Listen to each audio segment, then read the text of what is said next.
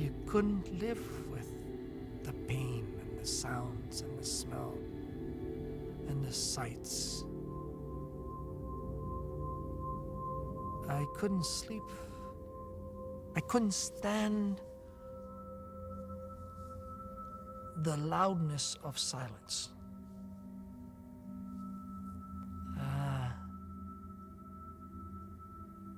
And you get into a spiral.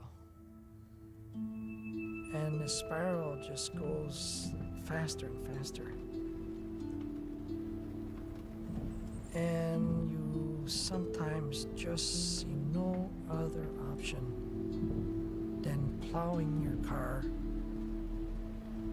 into the bridge that's coming.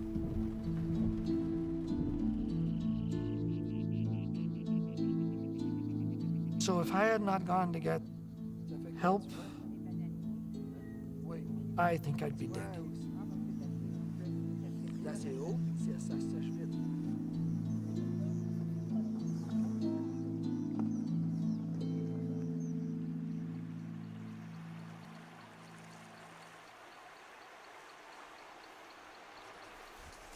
Okay.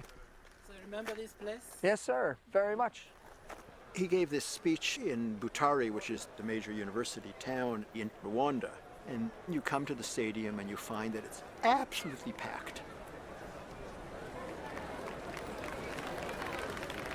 So that's in itself impressive, or maybe intimidating. Here's a whole lot of the future of the country who want to see and know something about Dallaire. Mesdames et messieurs, le monde est géré par un concept qui va permettre d'autres génocides. Vous n'étiez aucunement dans l'intérêt national ou personnel des grandes puissances. Ils étaient intéressés à la Yougoslavie. Alors, des milliards et des milliers de soldats rentrent en ex-Yougoslavie et ici, je me ramasse avec à peine 450. Et le principe était qu'au Rwanda, c'est du tribalisme, c'est de l'histoire qui se répète. En Yougoslavie, c'est différent. C'est 400 ans d'histoire entre les grandes religions du monde. C'est du nettoyage ethnique. C'est la sécurité de l'Europe. C'est des Blancs. Le Rwanda, c'est noir, c'est en plein cœur de l'Afrique, il n'y a aucune valeur stratégique. Et tout ce qu'il y a là, qu'on m'a répondu, c'était des humains et il y en a trop de toute façon. Et donc, c'est devant vous que je vous dis que Roméo Dallaire, commandant de la force, a failli le peuple rwandais dès le mois de janvier 1994.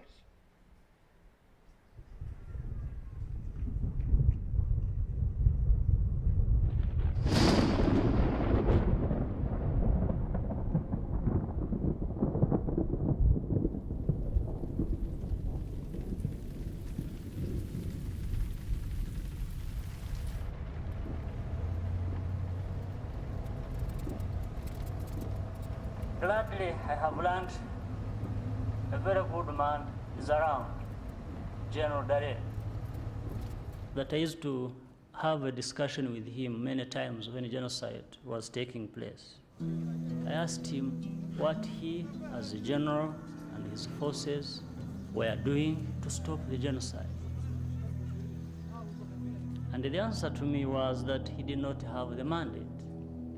Then I asked him, what about the arms? What about the soldiers you have? What about the APCs? The answer was, no mandate. Then I would ask, I say, then what are you doing here? You have no mandate, you are not going to protect people, so what are you doing here? Vous étiez sur place au moment du génocide, pourquoi vous n'avez pas reçu ce génocide? He's always going to find people there who are suspicious of him. Why didn't he quit? Why, after the famous genocide facts of January the 11th, 1994, when he found the goods, when he was told the possibility of extermination existed, and he was told by the New York office that he couldn't do a damn thing about it, well, why didn't he quit? that question will forever come and haunt him. Évidemment, tout ce que le général Dallaire a dit ouvre matière à débat. Est-ce qu'il faut obéir à un ordre, oui ou non? Est-ce que les ordres sont légaux? On ne doit surtout pas obéir à un ordre légal lorsque sa conscience, évidemment, est totalement contre cet ordre. To me, having disobeyed the orders would have been showmanship, would have been Hollywood, would have been totally irresponsible. Alors, un général ne se ramasse pas sur le terrain et commence à décider si oui ou non il va suivre des ordres légaux. Pas illégaux, légaux. Je voudrais vous dire, selon moi, quelles sont les 3 fautes du général Dallaire. Il a obéi à un ordre criminel qui était de ne rien faire pour prévenir la vie des Tutsis. Vous savez qu'il est passé devant le camp Kigali et il a vu 2 casques bleus belges à terre à un moment où au moins 6 autres vivaient encore. Senator Destex, out of the blue, launched a personal attack on Romeo Dallaire for allowing, these were words, he helped kill the 10 Belgian soldiers. This was immediately clear to me that this was opportunistic and was done just because there were a whole lot of international media sitting in the front row. Sachez aussi que j'essaie depuis des mois d'organiser une réunion entre le général Dallaire et les veuves des paracommandos assassinés ici au Rwanda, et que le général Dallaire, pour des raisons que je ne comprends pas, refuse de rencontrer les veuves des paras assassinés. I was just furious. And in fact, it happened exactly as Destex wanted it to. Stole the media for 2 days. What do the media do? They do fights. There was the fights between Romeo Dallaire and Senator Destex of Belgium. J'ai jamais dit que je ne les rencontrerai jamais. C'est qu'ils n'ont pas accès à vous aussi C'est facilement. pas vrai. Ils n'ont rien qu'à m'écrire. Ils ne savent même pas où vous écrire. Enfin bon. Bullshit. Yeah. I mean, what they're doing is they want to use the occasion just to beat the that's right. And the occasion is simply not appropriate.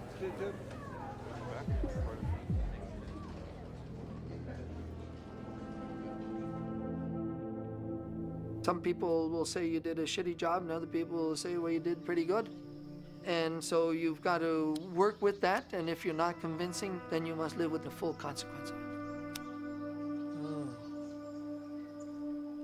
Part of the argument that some people find difficult is why am I not mourning more the 10 Belgians than I am the rest of the whole mission, the rest of the whole time? And I just can't do that. I just can't do it. There were millions of Rwandans who are still suffering, and the whole whack of them who died too. So it's the proportionality of all that. How did he cope? Well, it was facing the worst. I believe he put himself through a series of very explicit, specific, and conscious tests. And every moment there's a chance of regression, a chance to just lose all the progress that he made.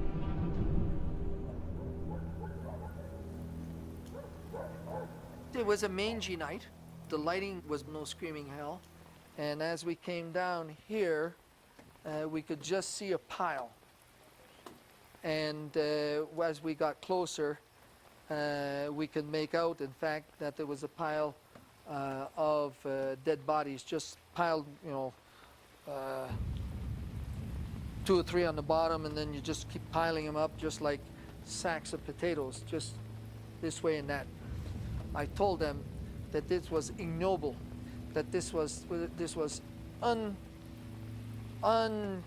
impossible to believe that fighting soldiers had been, who had been fighting, had been dumped there just like a whole bunch of packs of potatoes.